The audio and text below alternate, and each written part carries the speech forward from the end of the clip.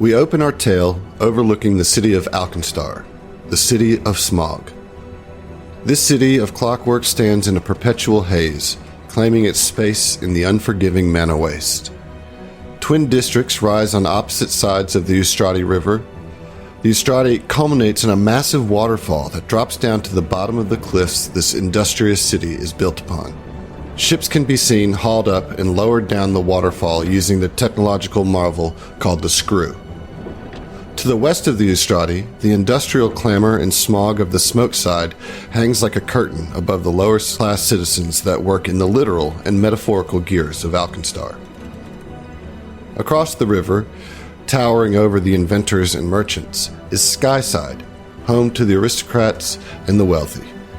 Airships dot the space above the towers of the clockwork and pistons, their rhythmic pulses in discordant harmony with the low bellows emanating from the forges and fire of the smoke side. One could find innovation and intrigue in every gear, every nook and cranny of the clockwork city. But our story starts in the lecture halls of Blythier College, the only major magical academy and a hub of higher learning in Alkenstar City.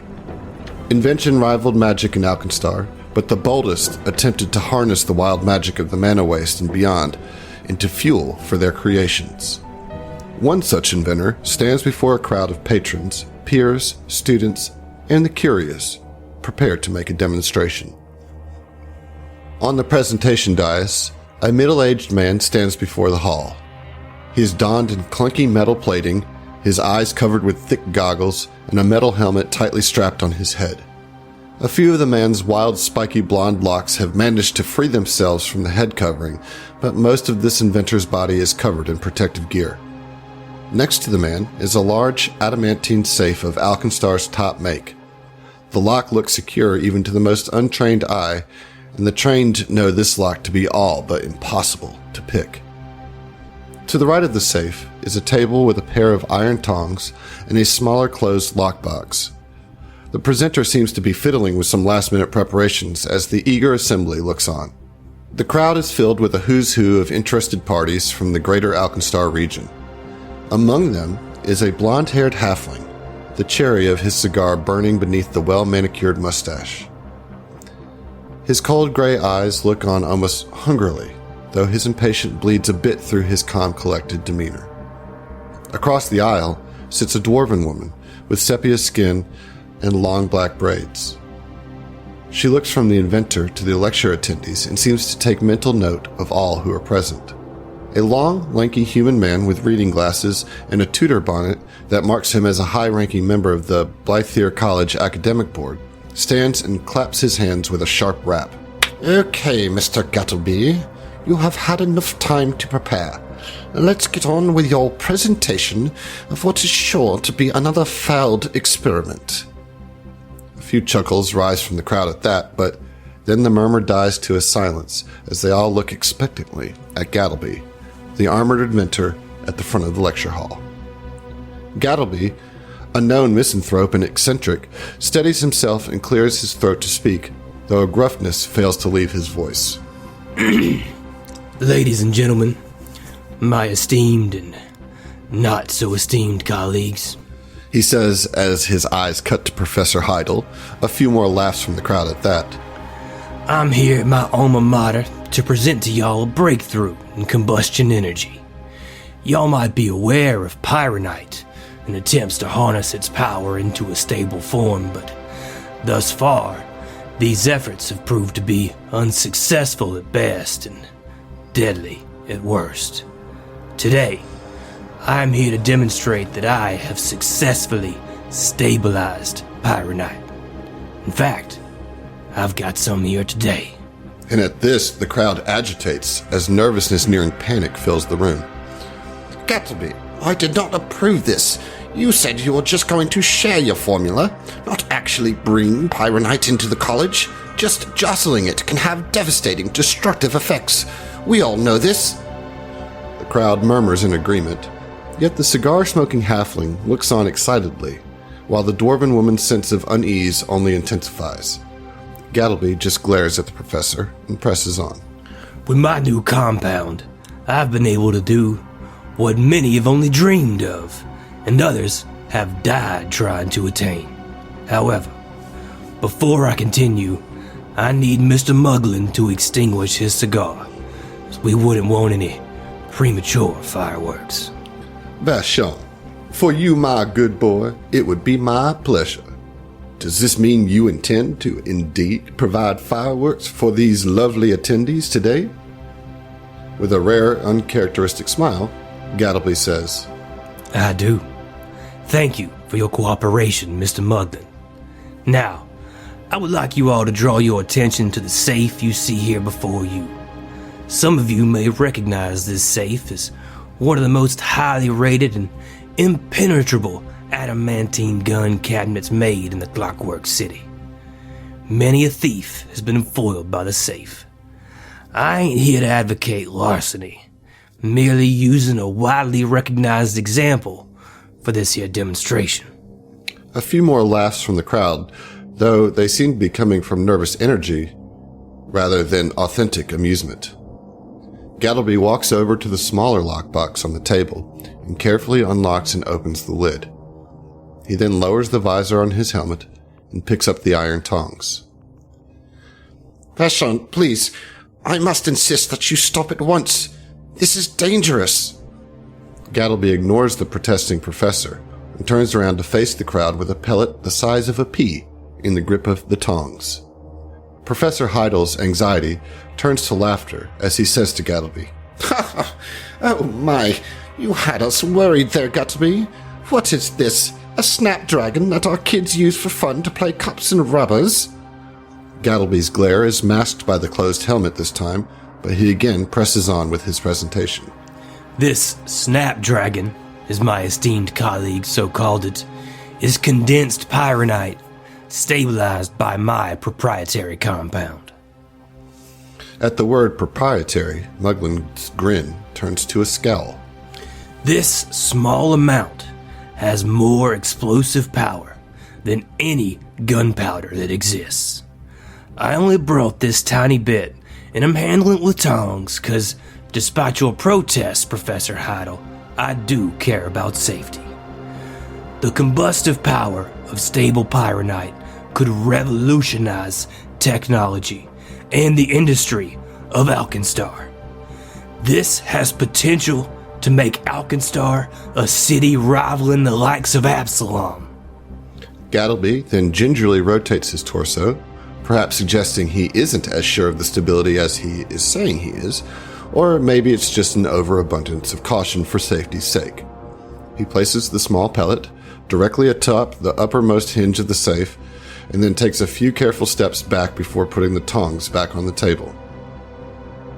He then reaches into the small box on the table and pulls out a thin coil of fuse wire and attaches it to the pellet, unrolling it a bit to give him about 6 feet of clearance from the safe.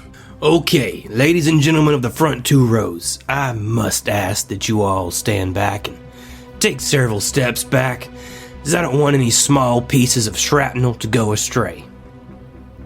This explosion should be small, but focused with power. Y'all will hear a large bang, so don't be startled. The design of my pellets should harness the explosion directly into the hinge and leave nothing but a bent piece of metal and a small plume of smoke. Don't be alarmed. The front 2 rows of the lecture hall do not need any extra motivation, as they quickly get out of their seats and move further back and up into the lecture hall's aisles. Here we go, folks. Prepare for the next phase of technological progress. Gattleby lights the fuse and watches with hidden anticipation as the spark seems to crawl down the wire towards the pellet. What he had not mentioned is that he had not actually conducted this test prior to this demonstration, as he had run out of time before his expected appearance today. But he was trusting his calculations, and he had indeed been successful in stabilizing the pyronite. He had arrived at the college with the pellet loose in his pocket, bouncing around against the loose coin he kept there, and he hadn't blown up. So, really, it was just the dosage that had gone untested. As he was having these thoughts, the spark ignited the pellet. A large bang does not even come close to describing the sound of the explosion. A deafening roar screams through the lecture hall. A thick black cloud of smoke sweeps over the crowd as a fiery eruption blasts through the safe and out the back, expanding as it does. Everyone in attendance is deafened and blinded by this violent explosion. When the ringing of the ears and the smoke clears, it is revealed that the back wall of the lecture hall has been reduced to rubble, and there is no sign of the safe at all, save one adamantine claw foot that seems to be forcefully impacted into the stage. Surprised citizens look into the exposed lecture hall with awe and fear. Gattleby is standing on the stage, a black, sooty mess, his helmet blasted off and his wild hair stained with the dark streaks of ash and smoke from the explosion. Fortunately, none of the lecture attendees were hurt, but they were all terrified. Professor Heidel pulls himself to his feet and marches directly over to Gattleby. You're finished, Vashon. Finished. You'll never get another grant. You'll never speak here again. I will see to it that your credentials from Blythea College are revoked. I always knew you were a crackpot, even when we were freshmen together, and now the Grand Duchess will as well. I'm just glad your father isn't here to see this. The mention of his father snaps Vashon Gattleby from his shocked disappointment, and with an explosive burst rivaling the Pyronite, he jumps onto the sneering professor, fist swinging with wild abandon. Ambrose Muglin watches the scuffle, smirking as he wipes the soot from his face. He pulls the edge of his mustache straight and mutters to himself, "Ooh, this is a breakthrough indeed." He then walks out of the lecture hall, casual as a cucumber, while the anxious dwarven woman watches him leave, and with furrowed brow, as she says to herself, "Things have changed in Alkenstar. Things have changed indeed." She walks out a few moments after the halfling. The smoke bellows out of the giant hole in the wall left by Gattleby's failed or perhaps overly successful experiment. Rising over the befuddled citizens, past the towering clockwork, and into the sky before fading away as words come into view in the sky above Smog City. Outlaws of Alkenstar.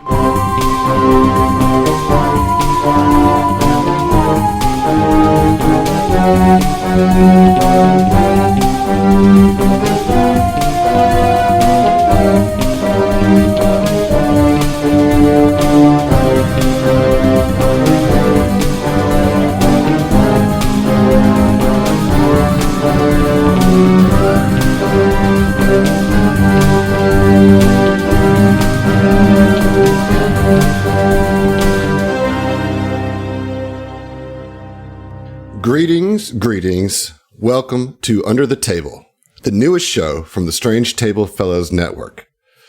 If this is your first time listening to us, thank you, and we are glad that you're here. If you've been listening to us, well, welcome to our new show, and how's your mama doing? First, let's take a moment to tell you a bit about who the Strange Table Fellows Network is. We originally started back in April of 2019 with our flagship show, the Apollo Protection Agency, a run through 3 different adventure paths, taking our players and their characters all the way from level 1 to 20 in the Starfinder tabletop role-playing game. Starfinder is our first love, and we have several different shows that celebrate that passion for science fantasy, and you can check all that out on our website, thestfnetwork.com, to learn more. But today, and with this show, we're going to do something new for us and for all of you. We are digging into Paizo's newest and celebrated system, Pathfinder 2e. We are so excited to be expanding our content offerings into this system and to bring our at-the-table feeling to this adventure, Outlaws of Alkenstar.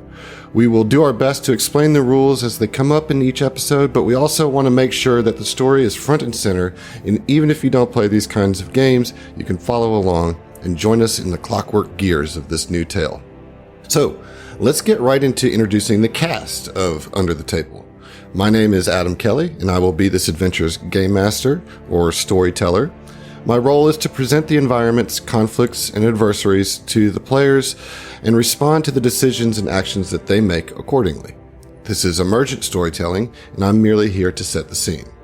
So, without further ado, let me introduce you to the actual stars of this show.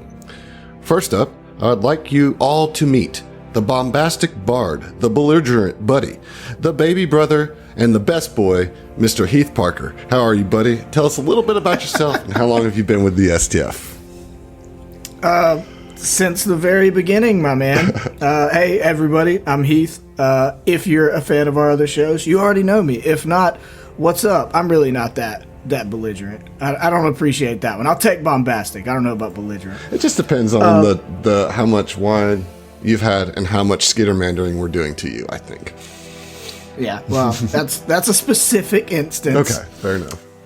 But yeah, what's up, everybody? I've been here since the beginning. I'll be here as long as this thing keeps going. Awesome. Well, you know, Heath and I were kind of like at the very nexus of this idea of doing a podcast of this, and so I'm glad that you're here for this new phase of the STF network.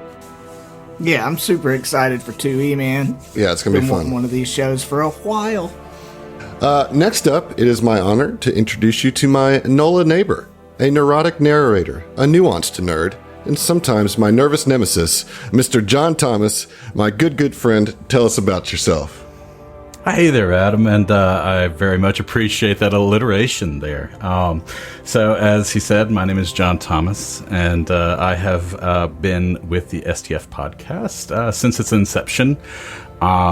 This is our first foray into Pathfinder, and at least being recorded on live. So, I really hope that we present a wonderful story for everyone, and let's hope that this is going to be a blast. Back to you, buddy. Oh, thanks.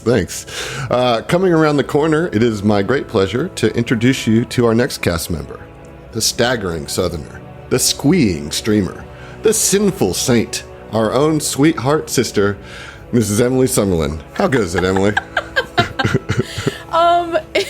It goes so well, Adam. I'm sorry. I'm just super tickled about this. Hi, I'm Emily. I've been with the network as Heath and John since the inception. Interestingly enough, I started playing TTRPGs with this group of people. It's very exciting that I'm continuing my journey, and I'm really happy that we're doing a 2E show. We've been playing a little on the down low, not recording it. So I'm glad that we get to share it now with the rest of the world. So I'm just super jazzed. All 100 of you. Mm-hmm. Yeah. Thank you for being here. Finally, last but certainly not least, I am pleased to introduce our newest cast member.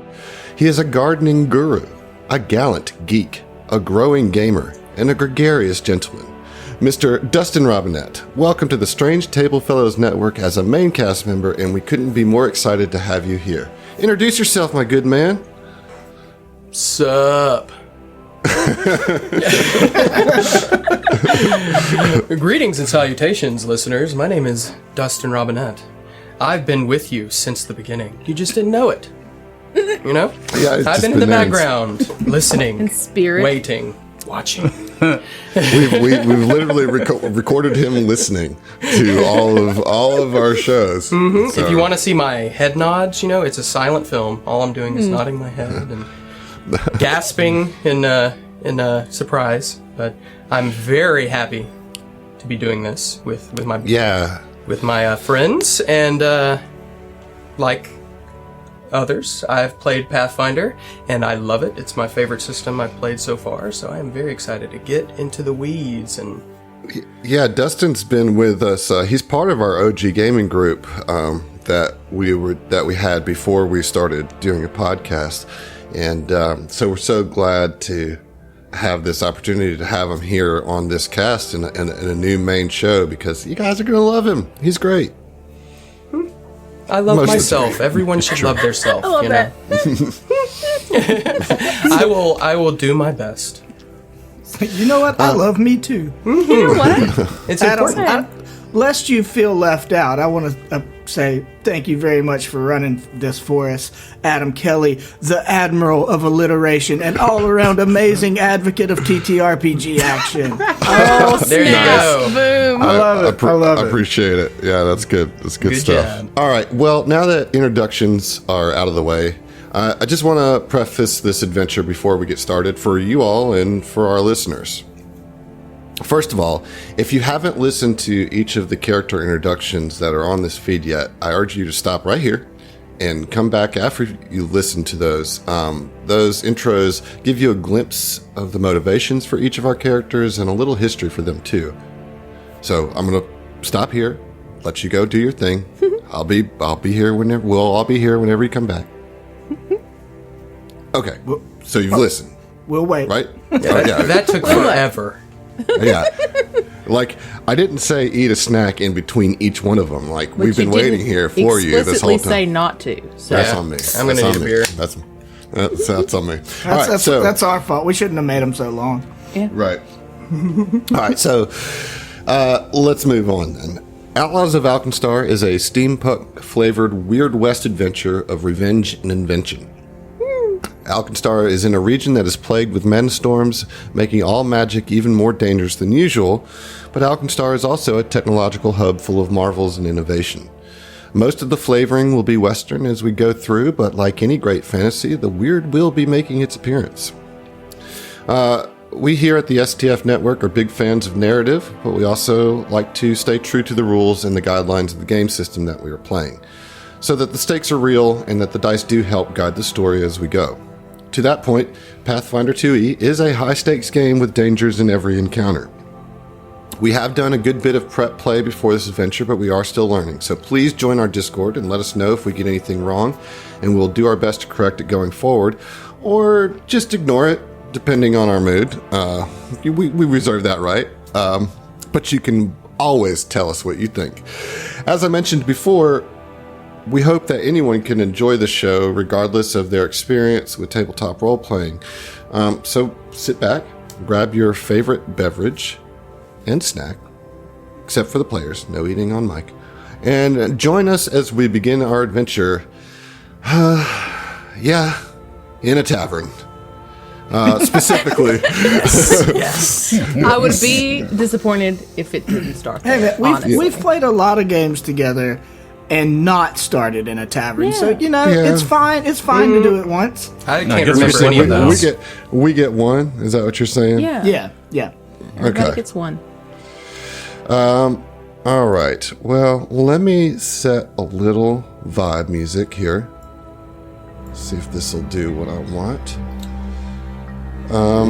That's the vibe you're trying to set? Oh, that's how we're starting right here, baby. With that, we begin. Draw! Bang!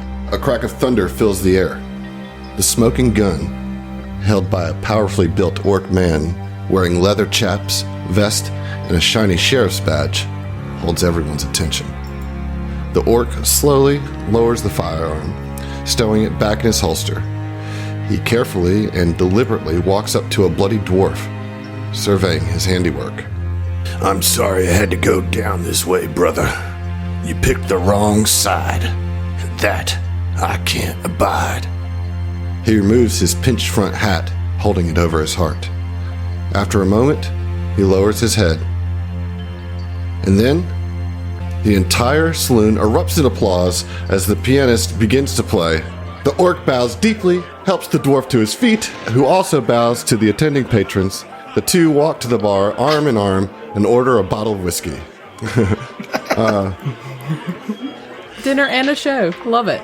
Then, after all that, you hear, "Thank y'all for attending." And a female dwarf stands on the bar top addressing the patrons in a loud voice. "Whiskey is only 2 silver for the next hour, and that includes top shelf. Come back next week for the conclusion of Hearts at High Noon and our after party. Enjoy yourselves." The dwarven woman, Phoebe Dunsmith, hops off the bar onto the sawdust-covered floor and heads to a back room where a round table and a private bar await. She props one foot up on the stool, leans forward on her knee, and casts a suspicious eye around the room. "All right. Now that the show is over, let's talk business. I brought you all here because we share some common enemies. With your help, I can make them pay and get you rich in the process. But first, I want you to tell me why you deserve a job that could pay your weight in gold. So let's start with the new guy, Dustin. Tell me what your character looks like and what they're doing there at this table. My character, his name is Amir. At least that's the name he's using. He is a human male, around mid-30s, dark brown hair, dark brown beard, but piercing gray-blue eyes.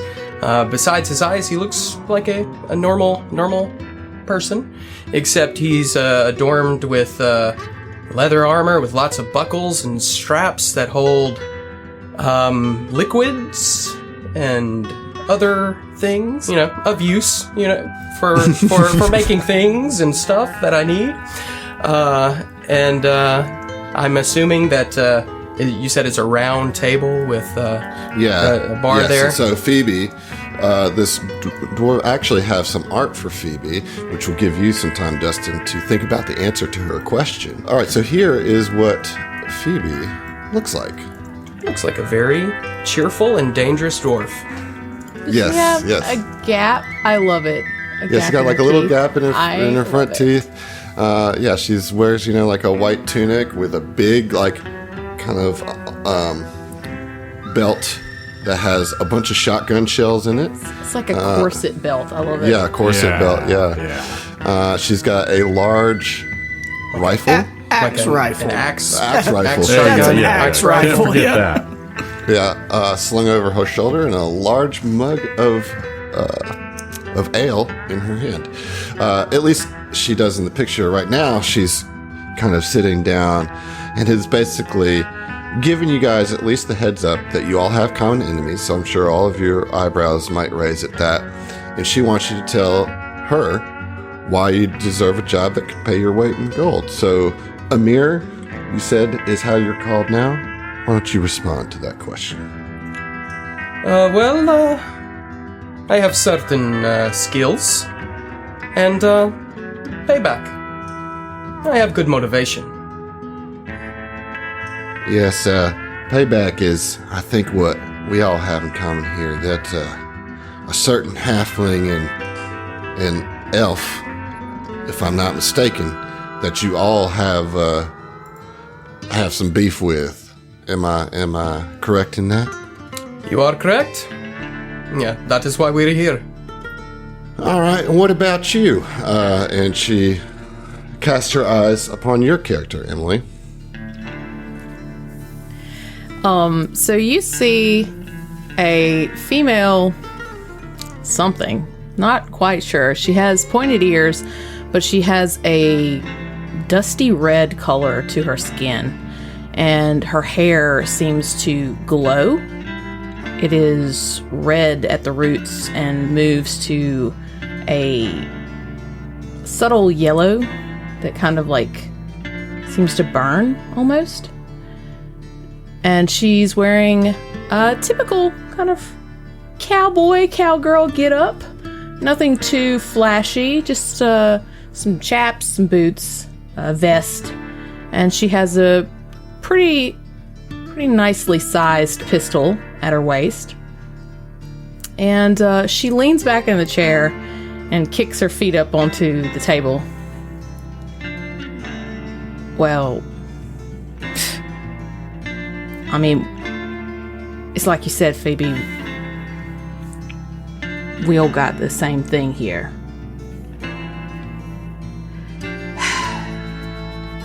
She kind of looks around the room and her eyes fall on another individual.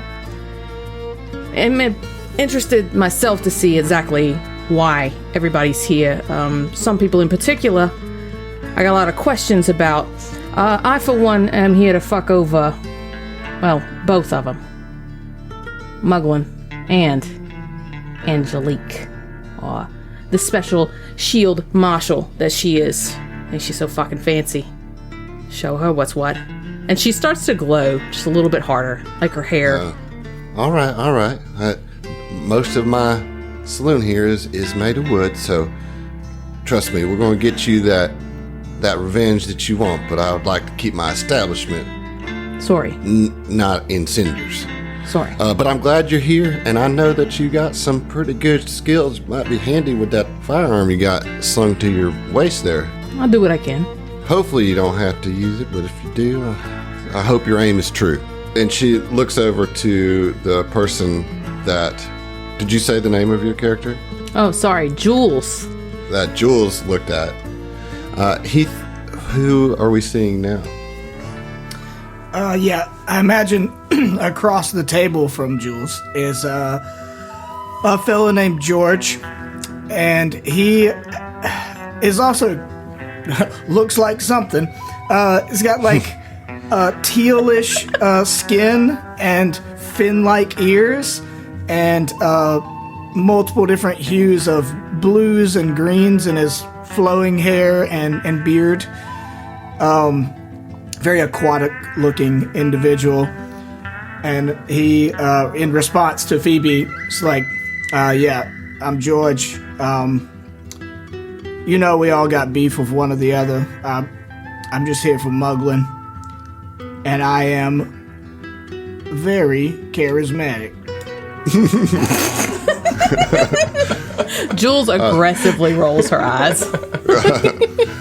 Well, I do hope that you are better with that fiddle that you have slapped on your back than just saying that you're charismatic. I often find when somebody tells me that they're charismatic, that usually indicates that they're not. But I have heard you play, and I have seen you speak, believe it or not. And I think that you will be quite useful to this group. Now, that leaves you. And she nods her head towards John's character. The character that you see before you takes his eyes from the Genasi to his side, speaking as if he recollects this person. He's familiar from somewhere else. But he pays no mind to that. And who you see in front of you is a tan individual with dark hair flowing down into a ponytail that he has tied up. And a subtle dusting of translucent and pearlescent scales that kind of approach the outside of the rim of his face. His most distinct features, I would say, are his absolute lack of eyebrows. Okay. And his snake-like eyes. He's got golden eyes with snake slits. Wow. Never okay. blinks. Okay. That's And this unnerving. just kind of further enhances the whole snake-like features that he has. Who you have in front of you is a Vishkanya, okay? And he kind of assesses the situation around the room and flits his forked tongue. Oh. And Do we have a name? yes, and who For you this see in front of Vishkanya? you, his name is Osaze Sahar. Oh. Okay. Like the S's. Yeah. Osaze Sahar. Yeah, flip that tongue for me. And he's young, so that would translate to somebody who's impetuous yet awkward, you know, still lacking in forethought. But in here, he seems distracted, but he looks back at the dwarf and he says, "You know of a way to get to Angelique, and I don't care about the gold. You don't need to doubt my conviction. Trust me, I'm motivated enough for all of us." Oh, all right then. That's a real go-getter, I guess, that we have He here. said he's not concerned about the gold. I mean, can we just split the rest of the gold between us three? If we just split it up a little bit more. Right. We'll get to the payout, and I promise that there is some. What I want to make sure and clear for everybody here, since you will be working together, is that this is about striking at Ambrose Moglin, and by association, that Deputy Angelique Lovelace. So I happen to know, and I'm not going to tell you how I know until we complete this job. This is a bit of a test run to see what you all are capable of. But I happen to know that all of you have beef with one or both. So that's why I invited you here. So here's the game. Ambrose Muglin has a decent portion of his funds invested in an old bank called the Gold Tank Reserve. Now, it's a rundown temple of Abadar in the Ironside Quarter that's mostly used by ranchers and crooked politicians. I happen to know that they've sent half of their clockwork handlers out for maintenance, and they won't have them back until tomorrow afternoon. This is our chance to hit Muglin where it hurts. All you have to do is bust up the few clockworks remaining, get the vault key from the bank manager, and fill a sack with gold. Once you're done inside the bank, run out the back. Now, as some of you know, Muglin's got a few crooked shield marshals on his payroll, including that damn bastard, Deputy Lovelace. Here. Yeah, indeed. She slugs back half of her drink at that. Now, she and her goons are sure to be hot on your tail, but don't fight them. They will gun you down in a second if you give them the chance. Just run away, and they'll look like fools. Nothing's sure to fry that deputy's egg like crooks she can't catch, trust me. You can lose them in the Whaling Scrapyard just west of the reserve. There's a sewer entrance within, and from there, it's a straight shot back to this saloon, where you all will be safe. Any questions? It seems pretty straightforward. Be there. Well, all right, one at a time now. It's straightforward, all right. What did you have to say there, young man? Osaze, it is? Will Angelique be there? Well, I imagine once the alarm gets rang, she will show up. Now, I don't expect her to be there when you arrive, but I wouldn't expect her to be very far along if things start getting heated at the bank, which I imagine they might. Okay, fine. And we're stealing specifically from Muglin, not like the other people, right? I'm not trying to screw over anybody else, but Muglin, yeah. Well, when it comes to Muglin's business, ain't nobody innocent. Fair enough. That said, it's best to not go killing anybody or taking hostages. Don't get me wrong, I wouldn't mind taking his investors down a notch too, but I can't abide working with a crew of marauders as wicked as the devil himself, right? I think that you should feel pretty much at ease that the money that's there is being used as a laundering front. All right? So don't worry about that. This is straight up about getting that son of a bitch Muglin right where down in his plums. I really like the sound of that. So this is supposed to happen tomorrow? You have until tomorrow afternoon to get this done, which I know is a short amount of time, but this is the window that we have. Now, I'd recommend maybe scoping out the situation either this afternoon or this evening before you make any moves. But we have a small window, so unfortunately don't have a lot of time to set this up. All right, where did you say that the sewers start at? Yeah, so you'll have to work your way through the Whaling Scrapyard, which is just outside the vault itself. You're going to go through that back alley and into the scrapyard. And through there, you'll probably be able to lose anybody chasing you, although that's its own set of dangers there, so be careful. But once you get through that, there's an entrance to the sewers, a sewer tunnel that'll take you right back here. Would Jules be at all familiar with the scrapyard? Is there anything that's known there that would cause any interference with their escape? Yeah, you can give me a diplomacy check. Mm-hmm. What's your lore skill?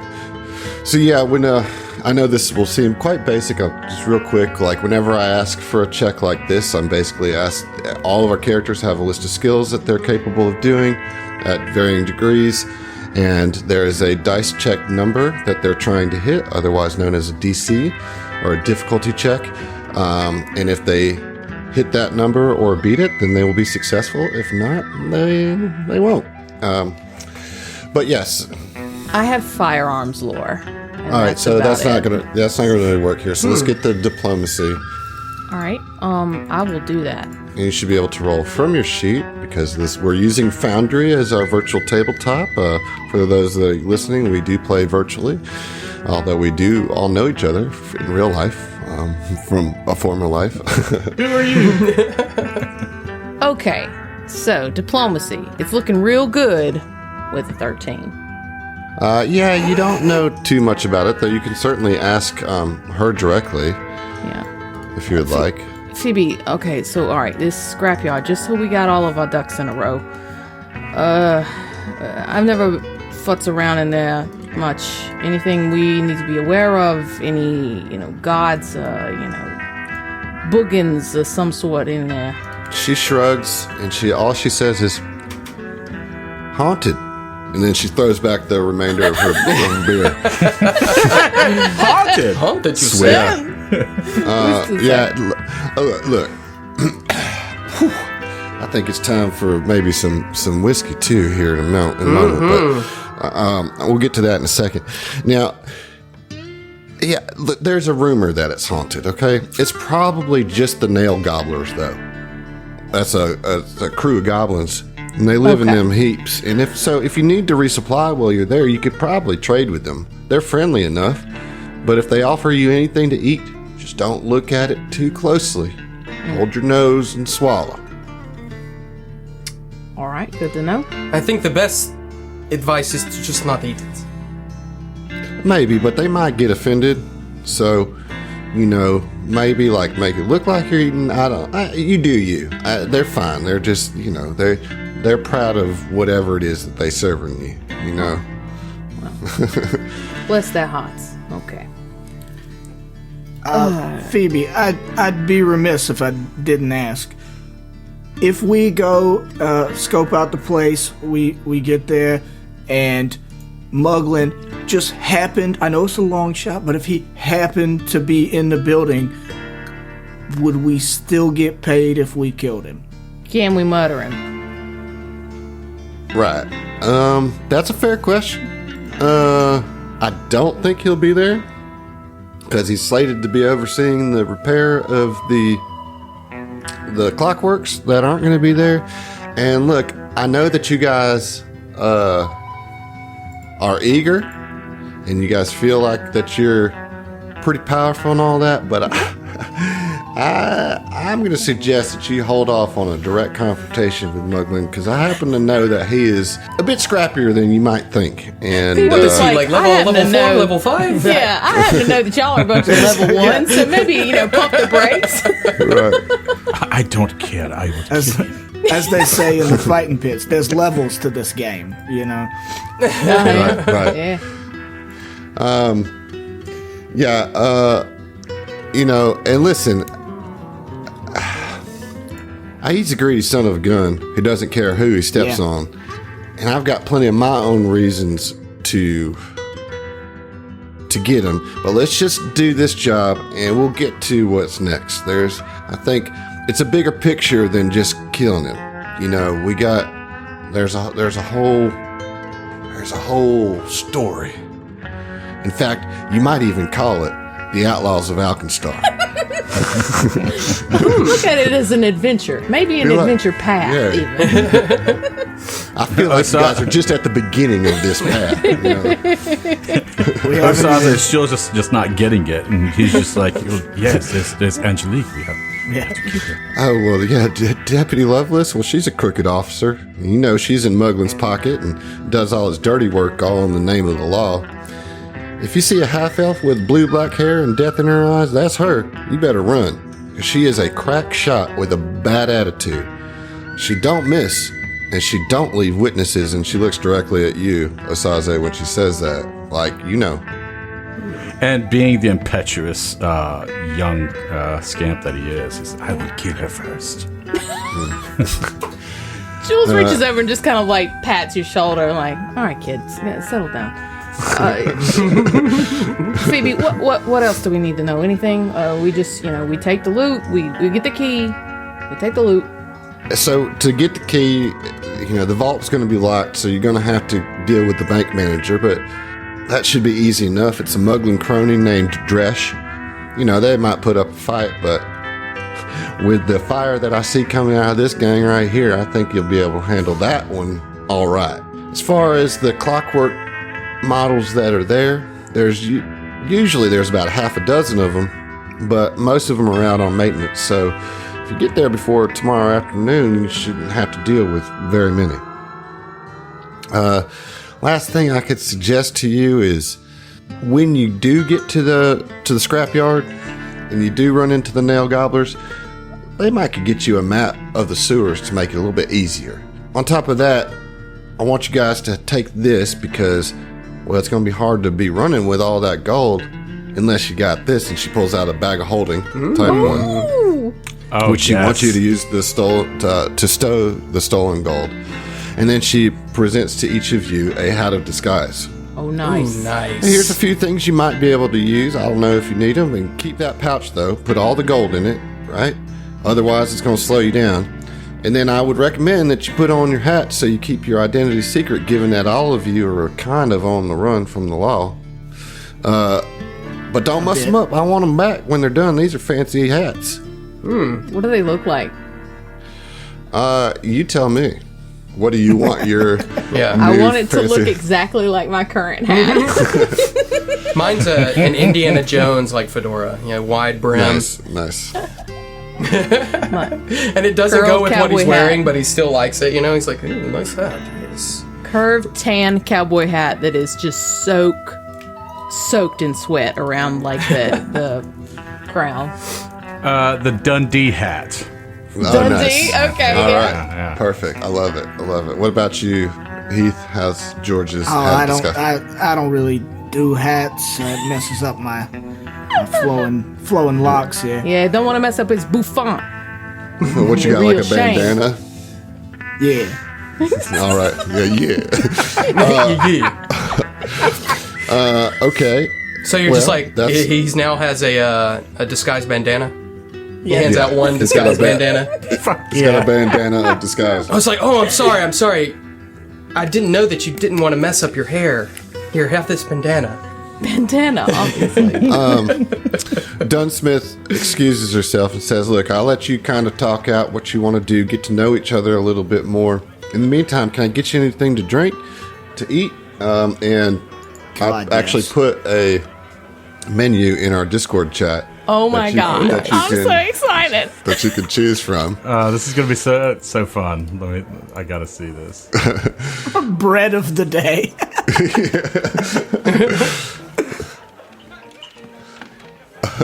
Bread of the day. Now, this is what you came up with? Like, you made this? No, I found this on Reddit. I don't know who originally made this, but these are actual things that are offered from the book. That just that graphic somebody did up and made it really That's really awesome. neat. That's Yeah. awesome. I always love those third-party resources. Ustrati oysters are a particularly ugly crayfish, palatable only with a thick pat of butter. Oh, wow. The Ustrati River, where I assume these come from, is heavily Filthy. polluted. Yeah, you would not want to eat those. Right. They have the full course meal is seasonal vegetables and a generous hunk of meat that is typically goat, flatbread, and some fig jam. And an unappealingly named but nutritionally dense stew called the brown bullet curry is available. That's what I'm looking at. You can get it with broth or with meat. There's also quite a bunch of different beverages that you can, enjoy. I'll take a gear greaser and a stew with meat, and I'll do the oysters. So we just tell you. I got magic in my blood. Right. I'll have the brown bullet curry and whatever your cleanest drink is. Well, So their signature drink is a flaming whiskey that's crafted by somebody that you probably would know is a goblin who works there named Nicol Burnwater. And the story is that Nicol made this. He's always refused to disclose the exact ingredients, but it's 3 drops of tincture in a glass of whiskey. And the immediate reaction causes brilliant hued flames to, like a flaming Dr. Pepper. And there's actually a betting game that requires a round of flaming whiskeys and an ornate clockwork timer. Contestants choose a number of seconds and place bets. and then Phoebe would start the timer. This is a bar game that kind of happens every now and then. At a chosen time, the contestants quaff the flaming drink. Whoever finishes the drink first without setting their facial hair, eyebrows, or any accessories on fire wins. The reason that flaming whiskeys doesn't set every drinker's face on fire has less to do with skill than with the curious way the unstable magic taints the alcohol. So yeah, it's just it's like a like, you know, how many seconds are you willing to give it before it bursts into flames? You know, I'm just imagining the tincture is just like a little jar, a little vial of like used motor oil. And it's it's special. Yeah. So I would say that's definitely something you could do. Though I would suggest that maybe first getting to know each other a little bit. That's like kind of an event drink that you will go to the main bar. You're still in the private room. She'll get you the gear greaser and the oysters, and you said the curry too, or the meal? The curry. John said curry. John said No, curry. I only asked for the want curry and the cleanest drink they have. That's probably would be the smoked side sour. All right. What about you, Amir? Would you care for a drink? He's looking at the menu and he's like, let's see.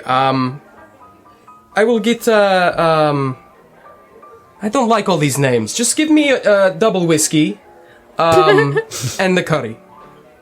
That's all good. All right, a double whiskey, hold the flame, and a curry. All right, and for you, Jules.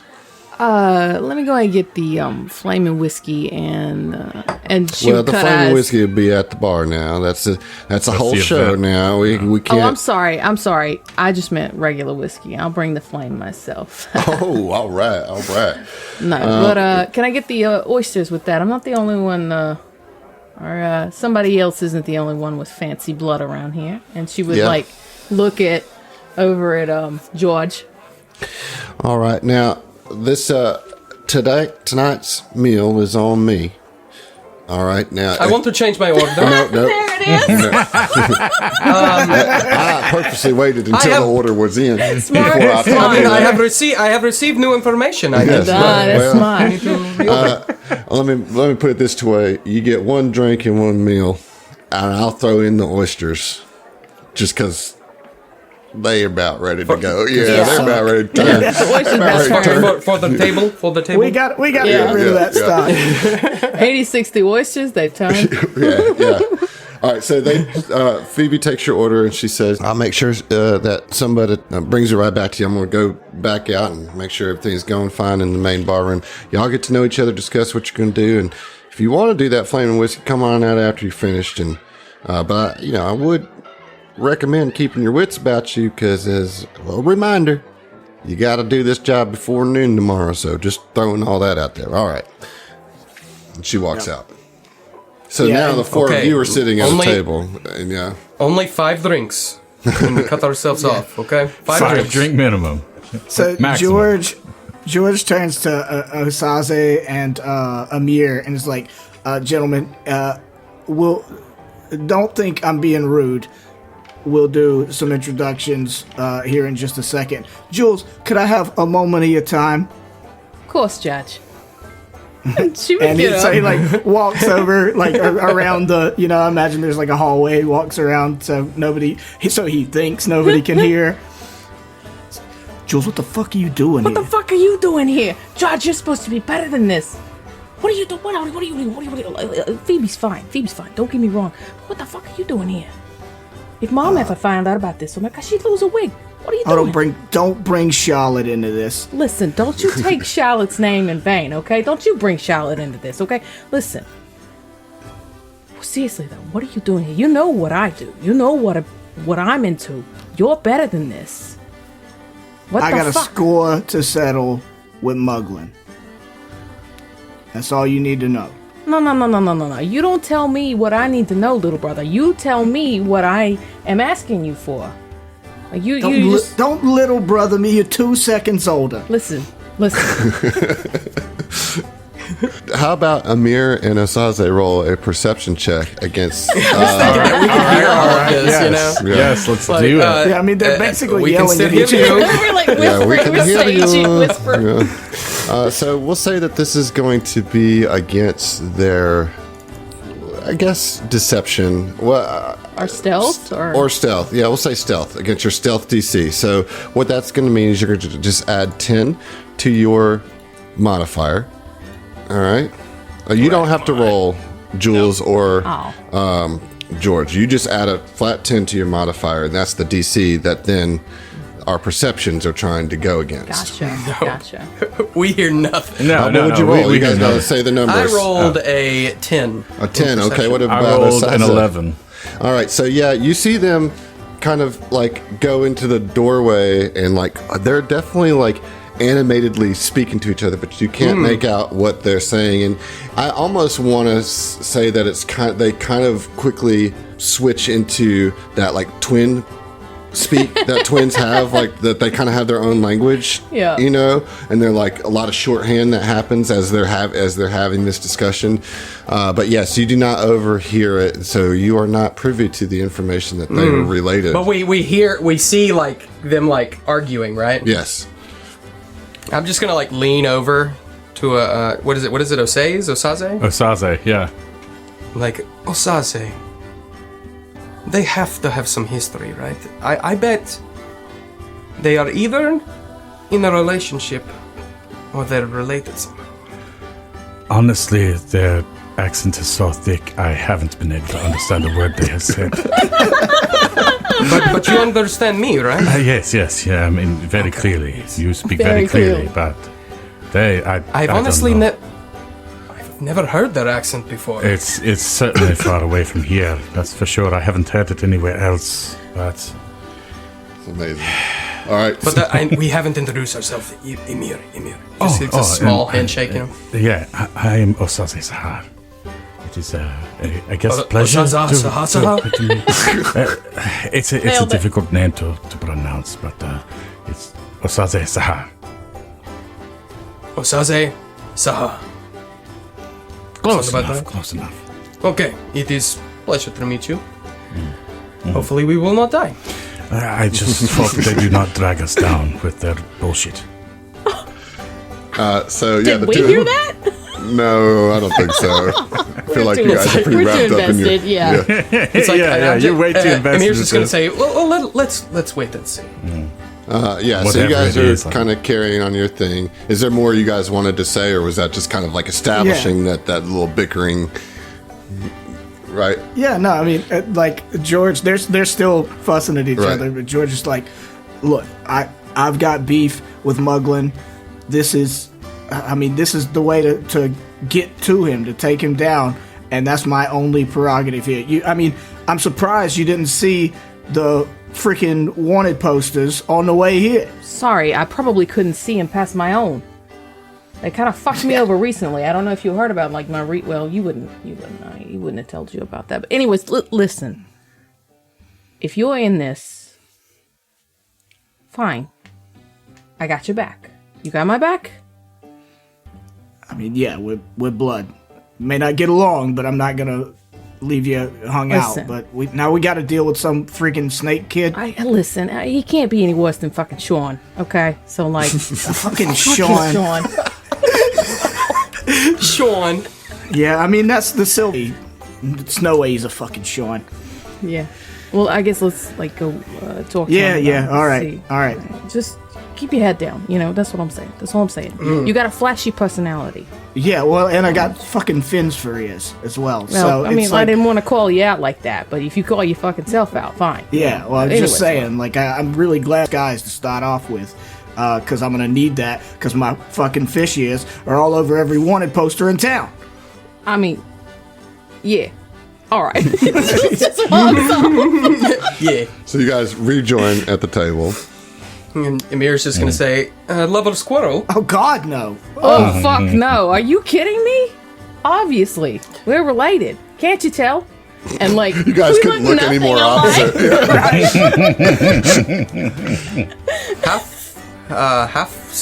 Half siblings, No, we're twins. maybe? Full siblings. Interesting. This one's interesting. a shell short of a cylinder. I was gonna say I'm a little worried. We go into a big hall like this. Emir, was it? That is correct. Yes, that's my name. You good? You good, champ? You up to speed? Good champ. Let's just say that this is going to be a very interesting little job. I think I have it covered. So maybe we should figure out what everybody's specialty is. Right, I was thinking the while, same thing. You know, that twin brain connection. You know how it fucking goes. I like to shoot things. I'd say that's the sweet and simple of it. Pretty good at it. I also like to stab things. I'm not Just a fan of violence. I'm not super into murder, but like it gets the job done if need be. You know, I don't look for it, but you know, right. There will always be a need for that. You're not wrong, but what about you, Amir? What you got? Decent that. I don't give me. And she looks over at George like, I don't know, what are we supposed to do? With that? If we're gonna work together, we're gonna need to know how we can rely on each other and who's gonna be covering what duties. Interesting. Yes. Well, since you are so smart, Jules, look at me and tell me, what are my skills? Okay, so tell me again, what does this cat look like? He got goggles on. He's He's got like bandolier full of like flasks and bottles.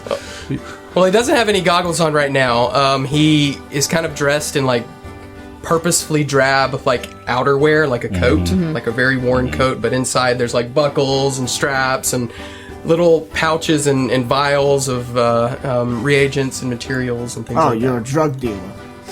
Yeah, I was gonna say, yeah. Like Asaze just kind of snaps his fingers in realization. You are the lookout, yes? Preferably, yes, very much so. It's the goggles and the plain wear, like you just blend in, yes? No, I'm sorry, no. Jules is fairly intelligent. Like, would she realize that these are like, you know, caustic reagents or like? Yeah, I think you could. I mean, especially in Alkenstar too. You know, like you could pretty much suss it out. All right. Well, obviously, I suppose you make things go, you know, either poisoned or boom, one of the two. You got gobs and gobs of vials and such. There's only a couple things that those types of substances will do. Are you more explodey or are you more like subterfuge poisoning? I'm a little bit of everything, but all right. I specialize in the elixirs that heal. Well, that's handy. And not hurt. Yeah. Yes. Those elixirs tend to make the most money, so that is what I am good at. So, and then while he, we're not doing the like heist like tonight. We're doing it tomorrow. We haven't really discussed that yet. Yeah. Right.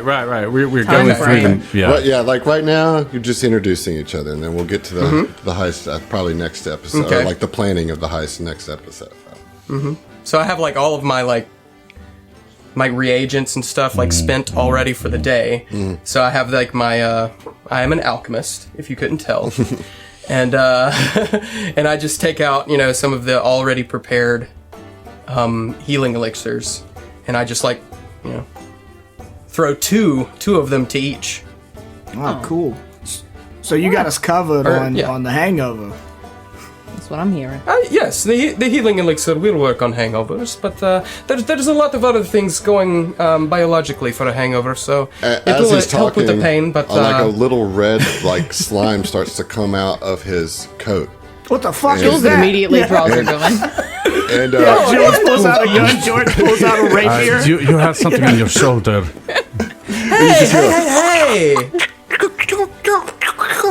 And like it seems Why to so like violent? Like whimper or recoil at like the sudden like outburst of aggression and fear, you know. Don't be scared, Pookie. Don't be scared. These That is disgusting. Did he say pokey? Everyone, this is Pookie. Pookie. Everyone. It has a name? I don't even know what You we're got a supposed to do snot? that. You got a snot for a That means pet? hello.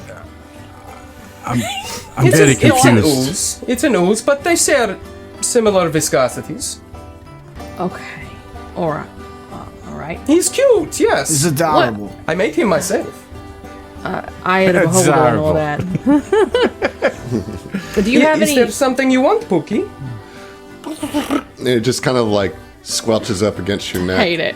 And just sits there with its one eye, just like looking at all the new people around you, you know? And you get Well- the sense that it's just interested. Yeah. Okay. Boop. And he like boops the eye and it Oh like bobs God, no! a little bit. Leave him alone. He loves it. He loves it. Well, just for future reference, Emiya, you got any more pets just kind of hanging out? It's gonna pop up and like I ain't trying to shoot you or your pets, but if I got, all right, just what's up? I am sorry, I didn't provide context. This is my familiar. I am an alchemist. He is completely harmless. You will probably not see him the majority of the times. He likes to, stay hunkered down within my garments. Yes, but this is Pookie. Hello, Adam's Pookie. Yeah, he does a good job with it.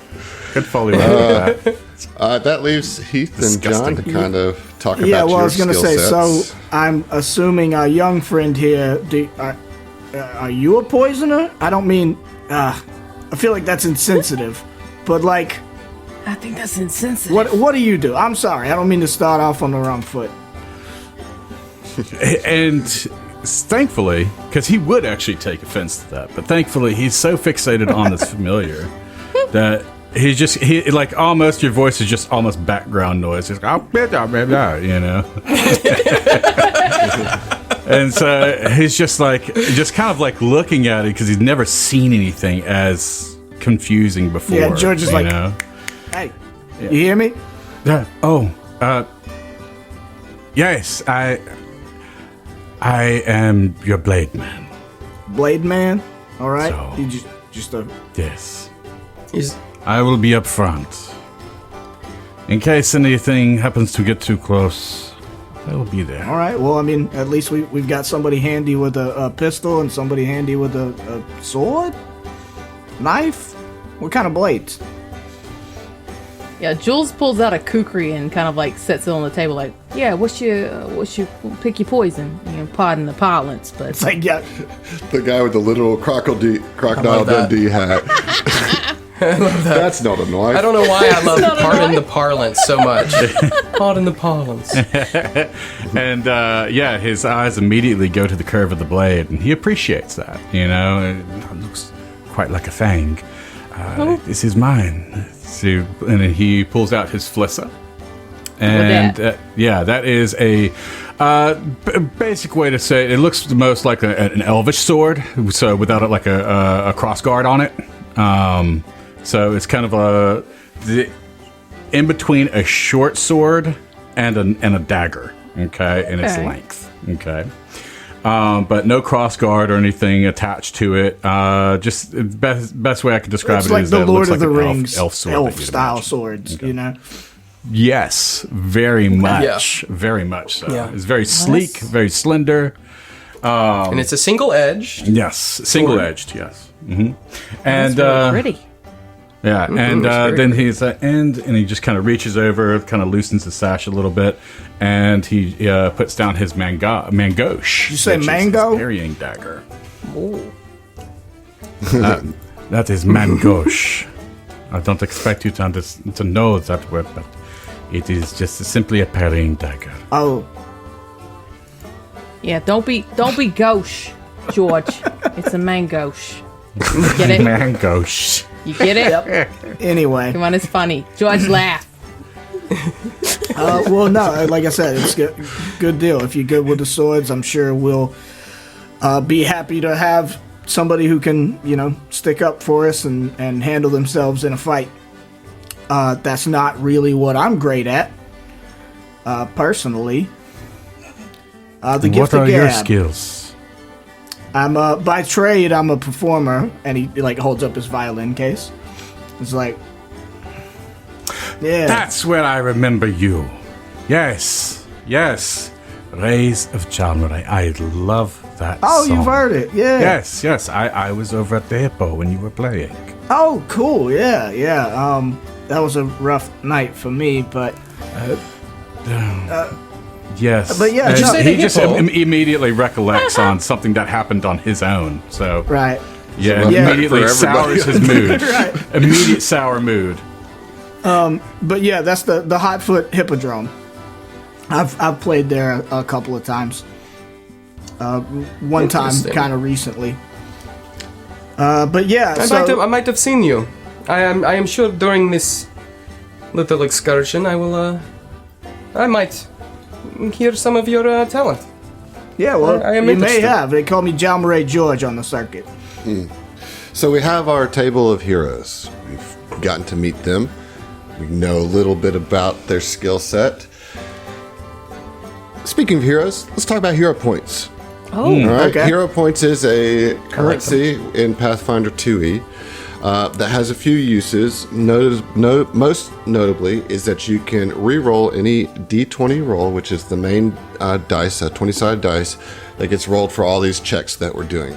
You can re-roll it with the spend of a hero point. Now, typically, as it said in the book, you're supposed to reset down to 1 hero point after every session, but as we are recording episodes, that seems to be unfair. I don't want to reset at the start of every episode, so I'm going to actually take a page out of our good buddies over at the Hideous Laughter Productions. Hi, Griffin. And we are going to, every 5th episode will be the reset. And then Okay. I am going to give out a hero, and everybody starts with 1 hero point at the reset. So when it resets, whatever hero points you have go down to 1. So that encourages you to spend them, right? The max you can have is 3. So right now you all should have 1. Except and then for me. at the, I will take it away from you, John, if you do not want to finish this. All right, whatever. He has that power. And what I'm going to do is at the end of each episode, award a hero point. And this episode's hero point goes to John for being the first person on the call tonight. And that's a big step for John, and I'm very proud of him. So thank you for job. being on time. Enjoy your hero point. Bravo. Yes, yes. Bravo. I'll clap for myself. Yeah. And with that, we'll continue as we plan the heist next time. And we'll see you. We'll show you.